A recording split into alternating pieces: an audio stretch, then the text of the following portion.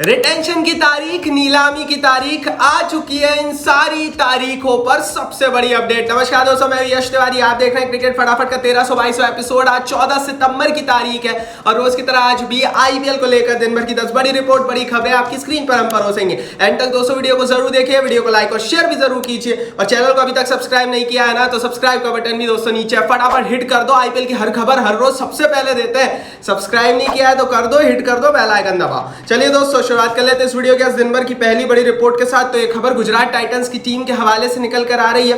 कल मैंने आपको बताया था कि अडानी ग्रुप के बाद अब टोरेंट फार्मा ग्रुप की भी बातचीत गुजरात टाइटंस की टीम में मेजॉरिटी ऑफ द स्टेक लेने के लिए चल रही है। रिपोर्ट फाइनल हो चुकी है दोस्तों।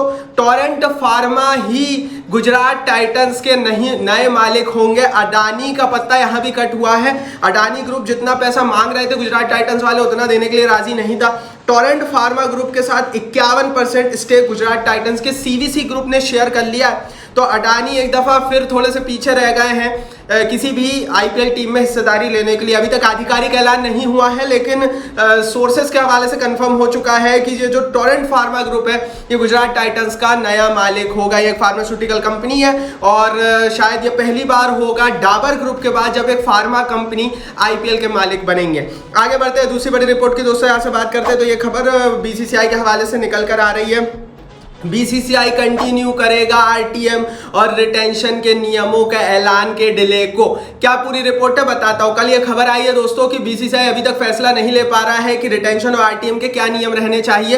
मैंने 2-3 दिन पहले भी आपको बताया था कि चेन्नई सुपर किंग्स और केकेआर की टीम अभी भी अड़ी हुई है कि मेगा ऑक्शन नहीं मिनी ऑक्शन होना चाहिए और बीसीसीआई चाहता है कि यार एक डिसीजन लेने से पहले सभी लोग कन्विंस हो। एंड दैट्स व्हाई दोस्तों बीसीसीआई दोस्तों लगातार आरटीएम और रिटेंशन के नियमों को डिले कर रहा है। रिपोर्ट दोस्तों यह है कि 29 सितंबर को बीसीसीआई की एजीएम है, एनुअल जनरल मीटिंग में आईपीएल गवर्निंग काउंसिल की भी बैठक होगी और इसमें बीसीसीआई को अंतिम फैसला लेना ही पड़ेगा, क्योंकि सितंबर के बाद अक्टूबर, नवंबर, दिसंबर आपको नीलामी जल्द से जल्द करानी है। तो अंतिम फैसला 29 सितंबर को ही होगा।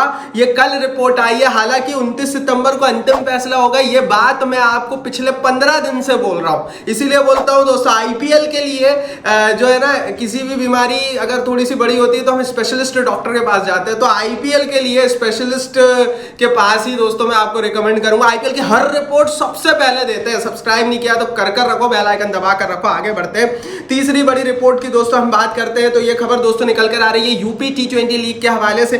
5 से 6 यूपी टी20 लीग के खिलाड़ी आईपीएल की अलग अलग टीमों के ट्रायल कैंप का हिस्सा बनने वाले हैं। सबसे पहले ये रिपोर्ट मैं आपको दे रहा हूं। स्वस्तिक चिकारा, जिशान अंसारी, विपराज निगम, सुनील कुमार, आर्यन जुआल और अब्दुल रहमान, ये वो 5-6 प्लेयर्स हैं जो राजस्थान रॉयल्स, मुंबई इंडियंस और केकेआर के प्री ऑक्शन ट्रायल्स का हिस्सा बनेंगे। ये प्री ऑक्शन ट्रायल्स दोस्तों अक्टूबर और नवंबर में होंगे। आपको बता दूं, हर टीम नीलामी से पहले युवा टैलेंट को स्काउट करने के लिए, ढूंढने के लिए ट्रायल्स लगाती है और ये जो टी20 लीग्स होती है इनके खिलाड़ियों को इस ट्रायल्स में बुलाया जाता है और कई सारे फिर प्लेयर्स बिकते भी हैं। पिछले साल हमने देखा था समीर रिजवी 8-9 करोड़ में बिक गए थे। वो इसी तरह से यूपी टी20 लीग में आए, फिर चेन्नई ने ट्रायल में बुलाया था। तो ये 5 से 6 यूपी टी20 खिलाड़ियों, यूपी टी20 के प्लेयर्स पर नजरें बना के रखना, ये लंबे चौड़े बिकने वाले हैं। नीलामी में इनको बुलावा आ गया। आगे बढ़ते हैं, चौथी बड़ी रिपोर्ट की बात करते हैं। तो भैया फाइनल कंफर्मेशन आ चुका है हमारे महेंद्र सिंह धोनी के फैंस के लिए। अगर आप भी माही भाई के फैन और लाइक नहीं किया तो कर दो भाई। क्या कर रहे हो? क्यों?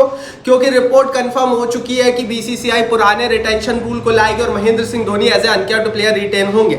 अब धोनी अनकैप्ड प्लेयर के रूप में क्यों रिटेन होना चाहते हैं ये मैं आपको कई दफा बता चुका हूं, एक बार और बता देता हूं। रिपोर्ट दोस्तों ये है कि महेंद्र सिंह धोनी चाहते हैं कि वो सबसे कम अमाउंट में अनकैप्ड प्लेयर के रूप में रिटेन हो जाए, जिससे क्या होगा दोस्तों, जो बड़ा पैसा है वो युवा टैलेंट को मिल जाएगा। और धोनी क्योंकि लंबा खेलेंगे नहीं आगे, तो वो जो पैसा है मेगा ऑक्शन में जो खराब हो जाता है, अगर आप ऐसे खिलाड़ी को ले लो जो कि बहुत लंबा ना खेले, वो भी चेन्नई का बच जाएगा। तीसरी चीज ये है कि धोनी अब खुद चेन्नई सुपर किंग्स की जो कंपनी है उसमें भी मालिकाना हक रखते हैं, उनके पास भी स्टेक्स हैं। तो धोनी चेन्नई सुपर किंग्स का भी नुकसान नहीं करना चाहते।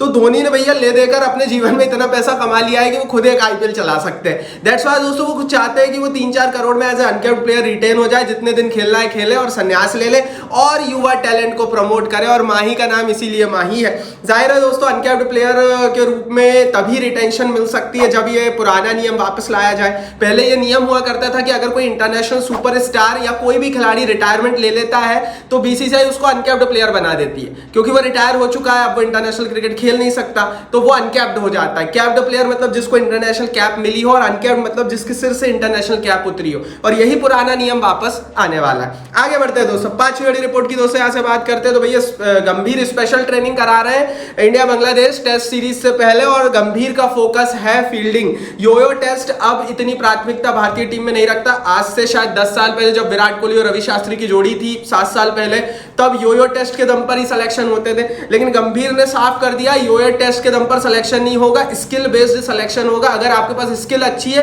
तो आपका सिलेक्शन होगा। हालांकि गंभीर वही व्यक्ति है जो एक जमाने में 2013, 14, 15 के दौर में योयो टेस्ट फेल कर भारतीय टीम से बाहर हुए थे। तो जाहिर है योयो टेस्ट के खिलाफ जो खुन्नस थी ना गंभीर ने अब निकाल दी है हेड कोच बनने के बाद। हालांकि ये जो योयो टेस्ट है ये जब से रोहित शर्मा बने कप्तान तब से बहुत ज्यादा इसकी प्राथमिकता कम हो गई है। ये बेसिकली एक फिटनेस टेस्ट होता है दोस्तों, और बहुत सारे सवाल इस पर उठते रहे हैं कि आप एक फिटनेस टेस्ट से क्रिकेट खिलाड़ी को कैसे जज कर सकते हो। मान लीजिए एक बल्लेबाज है, वो उतना फिट नहीं है लेकिन उसकी बल्लेबाजी बड़ी तगड़ी चल रही है, तो फिर आप उसको योयो टेस्ट के दम पे कैसे बाहर कर सकते हो। इस पर काफी सवाल पहले भी उठते रहे हैं और गंभीर ने अब इसको क्रॉस कर दिया। आगे बढ़ते हैं 6वीं बड़ी रिपोर्ट की दोस्तों यहां से बात करते हैं। तो रिटेंशन की डेट्स आ चुकी है, हालांकि इसका ऐलान भी हमने 10 दिन पहले कर दिया था। रिपोर्ट है दोस्तों कि 15 नवंबर को हमें रिटेंशन की लिस्ट हाथों में मिल जाएगी, और 15 नवंबर को लाइव टेलीकास्ट के जरिए बीसीसीआई ऐलान करेगा कि किस टीम ने कितने खिलाड़ियों को कैसे कैसे रिटेन किया है। रिटेंशन के नियम हमें 29 तारीख को पता लगेंगे,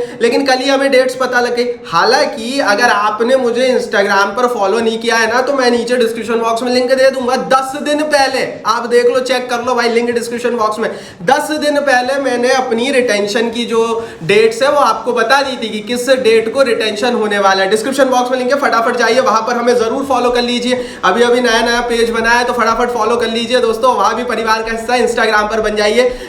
और रोज नई रील आती है आईपीएल की नीलामी से जुड़ी हुई, रिटेंशन से जुड़ी हुई, और जैसा कि मैंने कहा 10 दिन पहले ऐलान हो गया था, नीचे डिस्क्रिप्शन बॉक्स में लिंक है। आगे बढ़ते हैं दोस्तों 7वीं बड़ी रिपोर्ट की यहां से बात करते हैं। तो 15 दिसंबर को नीलामी होगी, ये खबर भी हमने हमारे इंस्टाग्राम पर 10 दिन पहले डाल दी थी दोस्तों, लिंक डिस्क्रिप्शन बॉक्स में, क्योंकि कल ऐलान हुआ है, बड़े बड़े न्यूज चैनल से ऑफिशियली कंफर्म कर दिया है कि 15 दिसंबर को जो है वो हमें मेगा ऑक्शन देखने को मिलेगा। फिर बोल रहा हूं, अभी तक रिटेंशन और आरटीएम के नियम नहीं आएंगे, वो 29 तारीख को इस महीने की हमें बीसीसीआई के एजीएम में पता लगेंगे।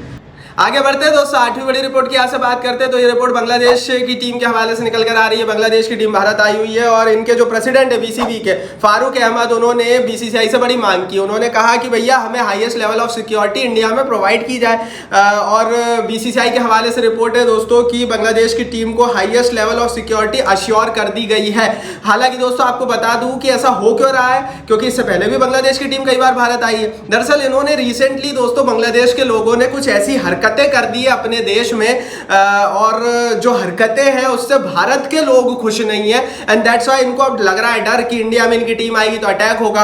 और जाहिर है इंडिया में ऐसा कुछ हुआ नहीं है अभी तक, और कई टीमें आई है भारत में। सिक्योरिटी के मामले में India one of the best रहा है पूरी दुनिया में। लेकिन मैं बांग्लादेश के लोगों से एक चीज बोलना चाहूंगा कि भैया ऐसी उल्टी सीधी हरकतें करते क्यों आप? क्या भाई घुटनों में अकल लेकर चल रहे हो क्या? और दूसरी बड़ी चीज यह है कि आपको पता है कि जब इतना बड़ा देश आपके साइड में इंडिया बैठा हुआ है जो कभी भी कुछ भी कर सकता है, तो आप ऐसी हरकतें कर ही क्यों रहे हो भाई वहां पर? अब क्या हरकत है वो मैं ज्यादा जाऊंगा नहीं डिटेल में, बट एक ही चीज है भैया कि इनको अब इनकी सिक्योरिटी का कंसर्न होने लगा था, वो भी इंडिया में। अब मैं भाई इसके आगे क्या बोलूं? कंगलादेश के लोग बोल रहे हैं कि हम सिक्योर नहीं है इंडिया में, क्या बोलूं भाई इसके आगे? अब मैं इसके आगे तो आप ही बोल दो कमेंट बॉक्स में। आगे बढ़ते हैं 9वीं बड़ी रिपोर्ट की यहां से बात करते हैं। पीयूष चावला ने ऑल टाइम इंडिया 11 सेलेक्ट करी है।